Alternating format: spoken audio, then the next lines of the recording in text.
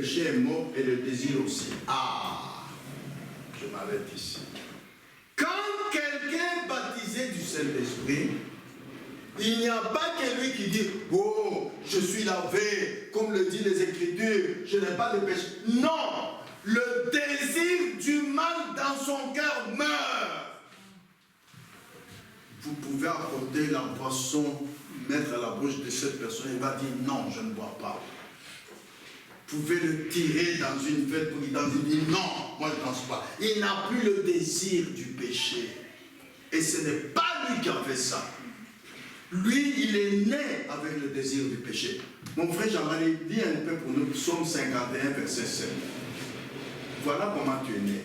Maintenant, le Saint-Esprit, pour t'amener à la perfection, il va enlever à toi et le péché, qui a donc le prix a été péché à la croix, et il va enlever le désir de péché, le désir du mal.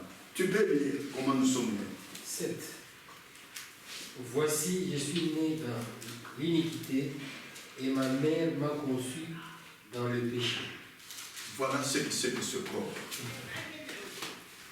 Ce corps, quand tu étais jeune, même à cet âge-ci, à l'école primaire, à l'école secondaire, c'est le corps lui-même qui t'attire vers le péché. Mais quand tu es baptisé du Saint-Esprit, c'est l'inverse. Le baptême du Saint-Esprit t'enlève le désir du péché. Voilà comment il nous conduit à la perfection. Donc, mon frère, ma soeur, réveillez-vous. Si aujourd'hui, comme la Bible dit, n'aimez pas le monde, vous continuez à aimer le monde, vous dites, mais qu'est-ce que ça fait de jouer une fois au camp? Mais je suis à la fête d'anniversaire d'un ami, je peux danser une fois. C'est que tu n'as pas le baptême du Saint-Esprit. Quelqu'un qui a le baptême du Saint-Esprit, toute la ville peut être là, comme à la Noël, en train de danser. Toi, tu seras le seul qui... Les gens disent, mais pourquoi tu ne danses pas? Je dis, non, non, jamais pas envie. Mais viens, on danse. Tu me diras, non. Il n'y a personne qui te convaincra de danser. Puisqu'il n'y a plus en toi le désir de faire le péché. Il n'y en a plus. Ce n'est pas toi qui as enlevé ça, mais le Saint-Esprit en toi. Amen. Voilà comment Dieu nous amène à la perfection. À moins que Christ n'ait ouvert la porte et rendu la chose vivante à votre cœur, et que vous atteigniez un point où le péché est mort, et le désir aussi, le désir du péché est mort. Tout est parti. Alors, il ôte de votre propre justice, de manière à pouvoir s'établir en vous, et c'est Christ le Fils de Dieu en vous l'espérance de la gloire. Souvent, les gens oublient qu'il y a la justice de Dieu, qui est différente de la justice des hommes. Pour les hommes, un petit mal, c'est rien du tout. Quand tu gifles un enfant, là, il va dire, pourquoi tu as giflé mon enfant? Et quand tu injuries un enfant, tu es bête. Oh, c'est pas grave. Il y a l'expression ici en ville, hein, ce n'est pas grave. Vous savez ça? Hein? La justice de Dieu n'est pas ainsi. Toute transgression de la parole est péché. Que ce soit petit ou grand. Amen. C'est ça la justice de Dieu. La Bible dit en Proverbe, on ne dit pas qu'un voleur n'est pas coupable parce qu'il a volé pour satisfaire son appétit quand il a faim. Tu travailles dans un restaurant, tu travailles depuis le matin, vers 15 h tu sens, bon, écoutez, même si je mange un petit rien, j'ai faim. Hein? Non, non, non. Dans la justice de Dieu, tu as péché. Tu as péché. Amen. Sachez qu'il y a la justice des hommes et il y a la justice de Dieu, frères et sœurs. Tendons vers la perfection. Comment pouvons-nous être parfaits? Seulement par l'amour de Christ. Non pas en adhérant à une église, non pas par nos bonnes œuvres, non pas parce que nous avons été baptisés, non pas parce que nous nous justifions. Écoutez, Dieu sait que la Bible dit que tout homme a péché. Bon, même si je joue un peu aux cartes aujourd'hui, non, non, non, non. Tu as péché. Il ne faut pas te justifier. Il ne faut pas regarder la conduite de ton corps. quand ton corps a le désir de jouer encore un peu aux cartes, et dans ton esprit tu dis, bon, ça ne fait rien, je n'ai pas pris la femme de quelqu'un, je n'ai pas commis adultère. Hein. Non. Il faut regarder la justice de Dieu. Il faut regarder la conduite du Saint-Esprit. Amen. Amen. Écoutez encore. Nous allons terminer bientôt.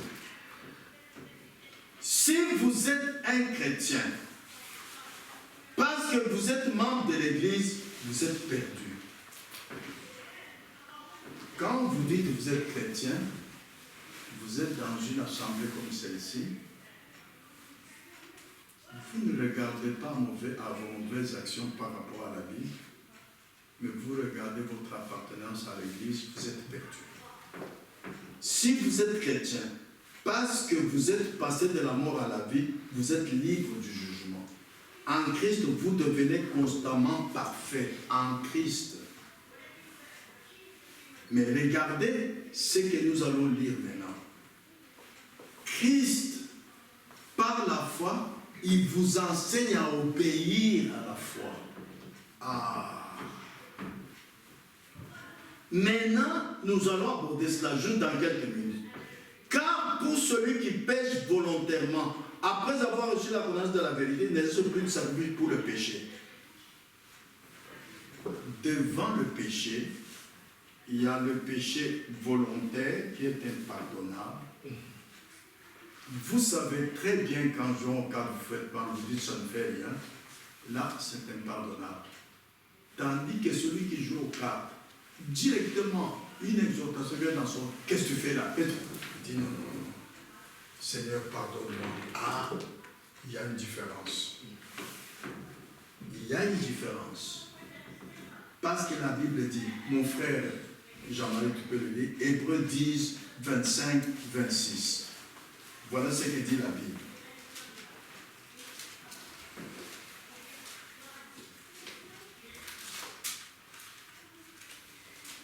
N'abandonnons pas notre assemblée comme c'est la coutume de quelques-uns, mais exhortons-nous réciproquement, et cela d'autant plus que vous voyez s'approcher le jour. Car si nous péchons volontairement après avoir reçu la connaissance de la vérité, il ne reste plus de sacrifice pour le péché. Amen. Jésus a dit dans Acte 1, oui, vous recevrez une puissance, le Saint-Esprit survenant sur vous. C'est une puissance dans la prière. C'est une puissance pour vaincre la tentation. C'est une puissance pour repousser le mal. Vaincre la tentation comme Jésus l'a vaincu en Matthieu 4. Pour repousser le mal, nous avons un type dans l'Ancien Testament, Joseph, qui a repoussé la femme de Potiphar, qu'il avait déjà attirée sur sa poitrine. Il a dit non, je ne commettrai pas un aussi grand péché. Puissant dans le combat contre Satan, nous avons un type dans l'Ancien comme David contre Goliath. Tout le monde a dit, tu ne vas pas gagner, il a dit, je vais gagner.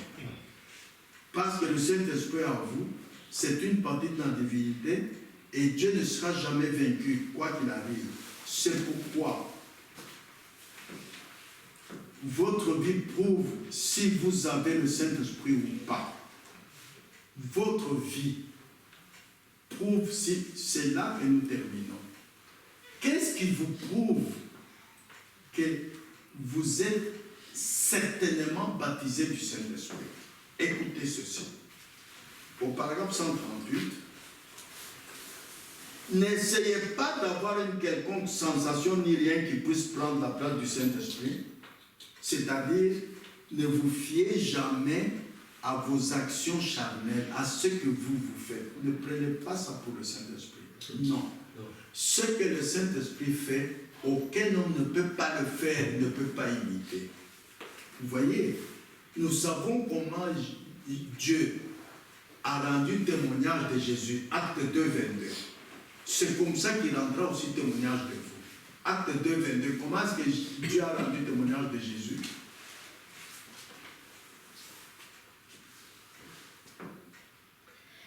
Acte 2, 22. Hommes israélites, écoutez ces paroles. Jésus de Nazareth, cet homme à qui Dieu a rendu témoignage devant vous, par les miracles, les prodiges et les signes qu'il a opérés par lui. Par les miracles, les signes et les prodiges que Dieu a opérés par Jésus. Le Saint-Esprit fera la même chose. Attendez que le Saint-Esprit opère des miracles, opère des prodiges, opère des signes qui montreront que non. Regardez Antioche, ce sont les païens qui eux-mêmes disent, ah, ça sont des chrétiens. Pourquoi? Le Saint-Esprit a manifesté des signes. Vous voyez, quand la nouvelle naissance vient, vous êtes changé. Vous n'avez pas besoin de faire quoi que ce soit pour le prouver. C'est votre vie qui le prouve. Et le monde entier voit le reflet de Jésus-Christ en vous. Vous entendez? Et vous pouvez prendre et imiter ses attributs sans jamais avoir cette vie. Vous pouvez même parler en langue, dire j'ai eu une vision, ce n'est qu'une imitation. Il n'y a rien que vous puissiez mentionner comme évidence du Saint-Esprit, à moins que ce ne soit la vie que vous menez. Vous taisez votre vie. On rendra témoignage même par ceux qui vous voient. Amen. Amen. Dans tout ce que Dieu nous a donné, les parler en langue, les visions, ainsi de suite, qu'est-ce qui est parfait? C'est l'amour. Et qu'est-ce que l'amour? C'est Dieu. Dieu est amour. Nous terminons par 2 versets, frère Jean-Marie, et nous avons terminé. 1 Corinthiens 13, 1 et 13, 8. Mais j'aimerais que tu viennes prendre ta vie parce que Louis II parle de charité ici. Et nous avons terminé. Voilà ce qui prouve que tu tends vers la perfection. Voilà. 1 Corinthiens 13.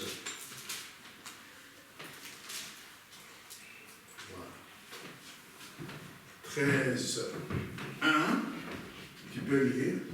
Si je parle dans les langues des hommes et des anges, mais que je n'ai pas l'amour, je suis comme un airain qui résonne ou comme une cymbale retentissante. Amen. Verset 8, 13, 8. L'amour ne périt jamais. Or, y a-t-il des prophéties? Elles auront leur fin. Oui. Y a-t-il des langues? Elles cesseront. Oui. Y a-t-il de la connaissance? Elle aura sa fin. Oui, mais l'amour ne finit pas. Amen. Jusqu'à l'enlèvement. Amen. Que Dieu vous bénisse. Inclinez la tête pour l'adoration.